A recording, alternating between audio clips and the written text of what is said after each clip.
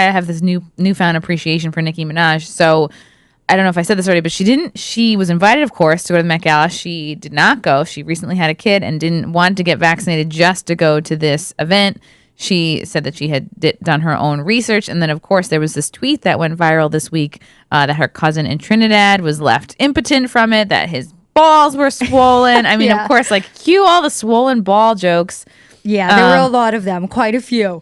I think this, was it Joy Reid? Gave her a lot of blowback, this reporter. And she posted a Tucker. I was talking to one of the producers, Brandon, outside. He's like, I can't believe I'm at a point where I'm seeing Nicki Minaj post a Tucker Carlson clip. Like, this is how I know the world is over. What point of the simulation are we at right now? Good Lord. There's been a piece of tape in my hair this whole time. Wow. Oh, I was wondering. I was like seeing you messing God, with your was hair. It, like, I was like, really Chrissy, visible? What's happening? What's happening? Sorry, guys. We're in a broom closet like I'm right crawling now. around here. Yeah, things get stuck to me. That'll happen when you have long, beautiful hair, Chrissy. Thank you.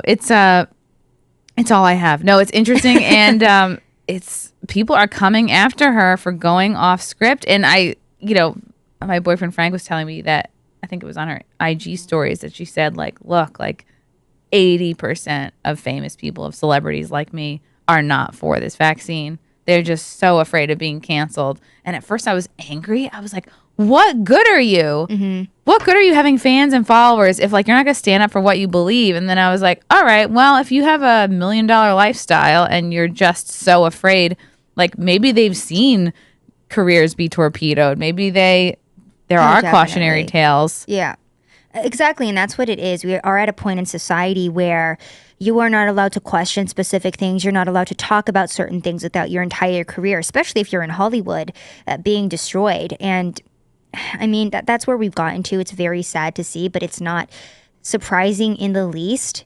And everything kind of sucks, Chrissy. Everything does kind of suck. And it's a little bit. And it's interesting. I've been seeing these articles that have been coming out talking about this, and the spin is like almost comical. Like, White House, from Variety, White House confirms it offered to speak with Nicki Minaj about vaccine safety.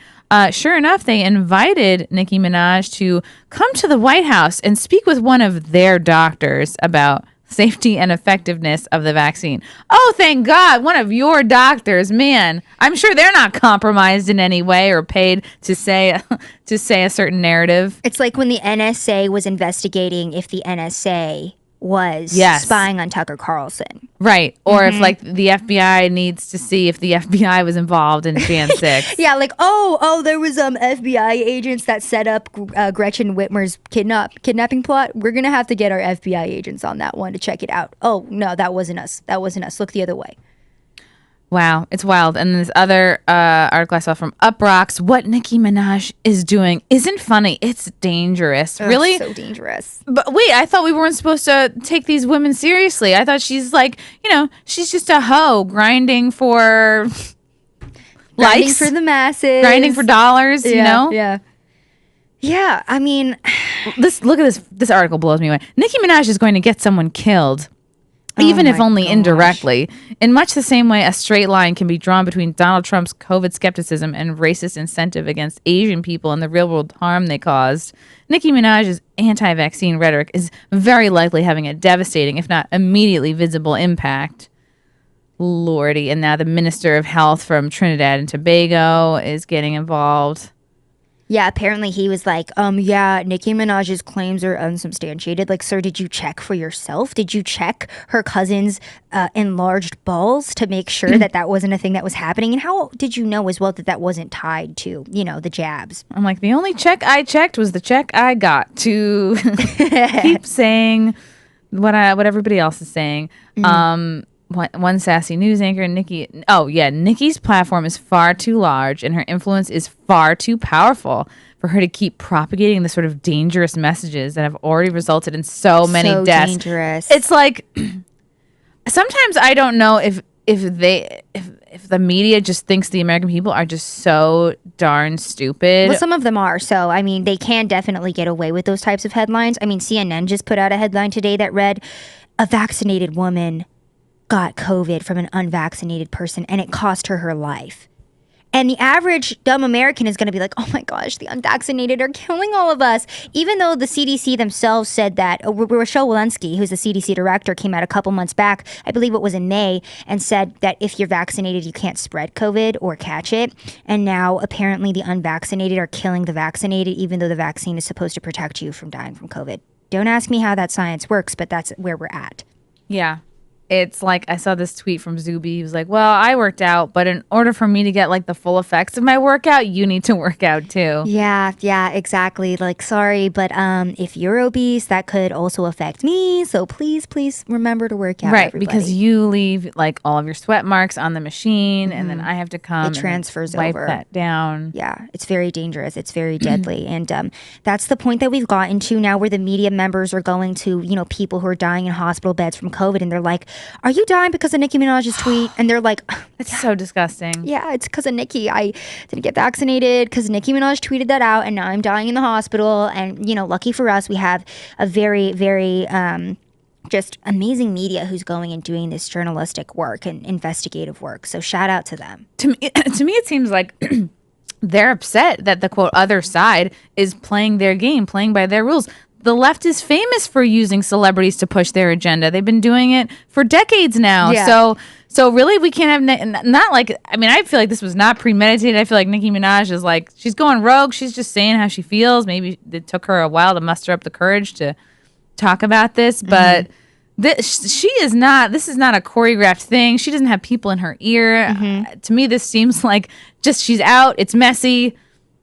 But we're going to criticize her for doing the same thing that the left does. The left, like government and Hollywood, have been connected like pretty strongly for decades now. Yeah. Yeah, 100%. I mean, we've seen the full force of celebrity used to combat COVID. We had Olivia Rodrigo telling Americans in the White House to get vaccinated. And again, if you're not on TikTok or 12 years old, who the hell even is that?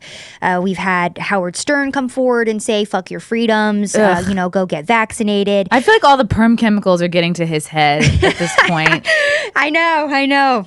Probably. And I wouldn't be surprised. I hate to have sympathy for celebrities, but if you look at them and you go, all right, look at what happened to Nicki Minaj. Like, do I want that to happen to me?